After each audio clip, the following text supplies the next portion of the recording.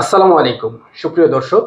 আজ আমি ত্রয়োদশ জাতীয় সংসদ নির্বাচনকে ঘিরে সারা দেশে নির্বাচনী যে আমেজ, সেই আমেজের একটি ধারাবাহিক অংশ নারায়ণগঞ্জের এক আসন যেটি রূপগঞ্জ হিসেবে পরিচিত।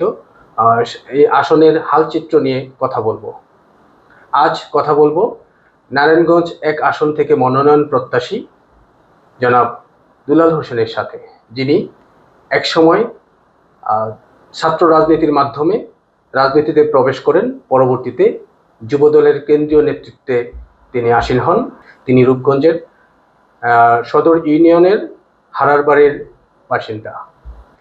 জনাব দুলাল হোসেন যে জুলাই আগস্ট পরবর্তী ২৪-এর যেই গণবিপ্লব, গণ আন্দোলন, বৈষম্য বিরোধী ছাত্র আন্দোলনের পর তরুণ সমাজ যেই নতুন বাংলাদেশের স্বপ্ন দেখছে, আপনিও একজন তরুণ নেতৃত্বে আছেন এবং রূপগঞ্জবাসীর সেবা করতে চাচ্ছেন। সুতরাং আমরা জানতে চাইব যে এই যে নতুন বাংলাদেশ, সেই নতুন বাংলাদেশটি আপনি কিভাবে করতে চাচ্ছেন? আমি প্রথমে রাজনৈতিক জীবনটা ছাত্র রাজনীতি দিয়ে শুরু হয়। আসলে আমাদের প্রিয় নেতা, আমাদের ভারপ্রাপ্ত চেয়ারম্যান বাংলাদেশ সংস্কার যে প্রস্তাব দিয়েছিলেন, সেটা দিয়েছিলেন 2023 সালের 13 জুলাই। এক দফার যে আন্দোলনের ডাক দিয়েছিলেন, আপনারা জানেন যে গণঅভ্যুত্থান, ছাত্র জনতার গণঅভ্যুত্থান হয়েছিল। ছাত্রদের যে সমন্বয়ক প্রতিনিধিরা ছিলেন, তাদেরকে যখন প্রশাসনিকভাবে গ্রেপ্তার করে নিয়ে যায়, আমরা জীবনের মায়া ত্যাগ করে রাজপথে, আপনারা বিভিন্ন মিডিয়াতে, ইউটিউবে, বিভিন্ন জায়গায় আমাদের যে আমরা মিছিল করছি, আমাদের ছবিগুলো দেখতে পারবেন। আমরা রাজপথে আন্দোলন সংগ্রাম করে ফ্যাসিস্ট আওয়ামী সরকারের পতন ঘটিয়েছি। সেই পতনের মধ্য দিয়ে আমরা একটা অঙ্গীকারবদ্ধ যে আমাদের প্রিয় নেতা তারেক রহমান যে সংস্কার প্রস্তাব দিয়েছিলেন, শিক্ষা থেকে শুরু করে, বাসস্থান থেকে শুরু করে নতুনভাবে বাংলাদেশকে করার, আমাদের জনগণের সেবামূলক যে সমস্ত কাজগুলো আছে, সমস্ত কাজগুলোই আমরা করতে চাই। সুপ্রিয় দর্শক, দুলাল হোসেন বলছিলেন যে নতুন বাংলাদেশ গড়তে বিএনপির ভারপ্রাপ্ত চেয়ারম্যান তারেক রহমানের দেয়া যে 31 দফা, সেই 31 দফার মাধ্যমেই নতুন বাংলাদেশ গড়তে চাচ্ছেন। তো আমি আরো জানতে চাইবো যে জনাব দুলাল হোসেন বিগত জুলাই আন্দোলনে সক্রিয় ভূমিকা পালন করেছেন, ইতিমধ্যে আমাদের জানিয়েছেন। তো আপনি রূপগঞ্জ থেকে যেই রূপগঞ্জবাসীকে সেবার যে মন মানসিকতা বা রূপগঞ্জবাসীর সেবা করতে চাচ্ছেন, দলের মনোনয়ন চাচ্ছেন, সেই হিসাবে আপনি নিজেকে কেন মনে করছেন যে আপনিও একজন যোগ্য প্রতিনিধি হবেন, বা আপনি নিজেকে এই রূপগঞ্জবাসীর জন্য উপযুক্ত সেবক মনে করছেন, সেই বিষয়টা কোন কারণ থেকে আসলো? আমি প্রথমে মুরাপাড়া কলেজে থাকা অবস্থায় আমি ছাত্রদলের প্রেমে পড়ে যাই, ছাত্রদলের রাজনীতি শুরু করি। আমার যে প্রয়াত আমাদের যে সাবেক স্বরাষ্ট্রমন্ত্রী আব্দুল মতিন চৌধুরী, আমি তার হাত ধরে এই রাজনীতি, তার সিদ্ধেশ্বরী বাসা থেকে শুরু করে তার হাত ধরে এই রাজনীতিতে শুরু করি, এবং তার দেওয়া অনেক প্রতিশ্রুতি দেখা যাচ্ছে এখানে হয় নাই, সেগুলো মাধ্যমে রাজনীতি শুরু করি। এবং আমি যখন আপনার সবচেয়ে সক্রিয় রাজনীতিতে হই 96 থেকে, যখন আমি তিতুমির কলেজ ছাত্রদলের রাজনীতিতে শুরু করি, তখন কিন্তু আওয়ামী ফ্যাসিস্ট সরকার ছিল, তখনও সরকার ছিল, তখন জুলুম নির্যাতন অনেক হয়েছে, অনেকবার জেল খেটেছি। আমি রাজপথে আন্দোলন সংগ্রাম করে ধাপে ধাপে রাজনীতিতে আসছি। আমি কোনো অর্থের বিনিময়ে কোনো পদ পদবি নিয়ে রাজনীতিতে আসিনি, বা কোনো দল থেকে আসা বিএনপিতে জয়েন করি নাই। দেখেছেন যে আমাকে আমার পরিবার যখন অসহায়, দেশের মানুষ সব অসহায় ফেসিবাদদের অত্যাচার নির্যাতনে, তখন আমার শরীরের পশম সবারই দাঁড়ায় যায়। আপনারা দেখেছেন রাত 2টার পর আমার দরজা ভেঙে আমাকে বিনা ওয়ারেন্টে বিস্ফোরক নামক মিথ্যা মামলায় ধরে নিয়ে যায়। এই যেখানে আপনারা পাশাপাশি দেখবেন আমাদের রূপগঞ্জের সিসেলের পাশে পুলিশ হাউজিং আছে, সেই মাঝপথে নিয়ে আমাকে ক্রস ফায়ার দেওয়ার নাম করে আমার কাছ থেকে প্রশাসনের কিছু কর্মকর্তা অর্থ হাতিয়ে নিয়েছে। তারপর আমাকে জেলখানায় নিয়ে, আপনারা দেখেছেন, ধান্দা বেড়ে দিয়ে আমাকে, যারা আমার সাথে 1 মাস নারায়ণগঞ্জের জেলখানায় ছিলেন তারা বলতে পারবেন।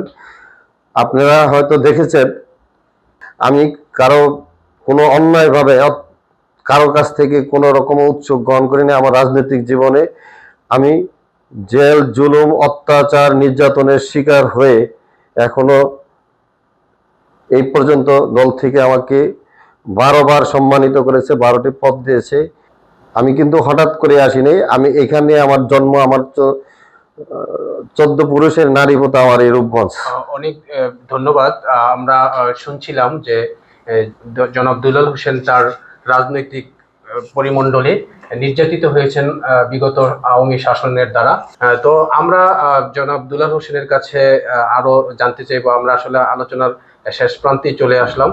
তো এই যে নারায়ণগঞ্জ 1 আসনটি, সেটিতে আক্ষরিক অর্থে একদম সংক্ষিপ্ত পরিসরে যদি বলেন যে এখানে কি কি সমস্যা আছে, যে সমস্যাটা সবচেয়ে বেশি, বিশেষ করে আমরা যেটি চিহ্নিত করলাম অন্যান্য প্রার্থীদের মনোনয়ন প্রত্যাশীদের সাথে আলোচনা করে, যে এখানে সমস্যা হয়েছে ভূমিদস্যুতা, মাদক, চাঁদাবাজি, সন্ত্রাসী এবং জবরদখলের মতো ঘটনা, যেগুলো হচ্ছে এখানকার নিরীহ জনগণ সবসময় ভোগান্তিতে পড়ে থাকেন। তো আপনি যদি যেহেতু দলের গুরুত্বপূর্ণ ব্যক্তি হয়ে আছেন এবং জনপ্রতিনিধি হতে চাচ্ছেন, আল্লাহ যদি আপনাকে সেই অবস্থানে নেয়, আপনি রূপগঞ্জবাসীকে এই রাহুগ্রাস থেকে কিভাবে মুক্তি করবেন?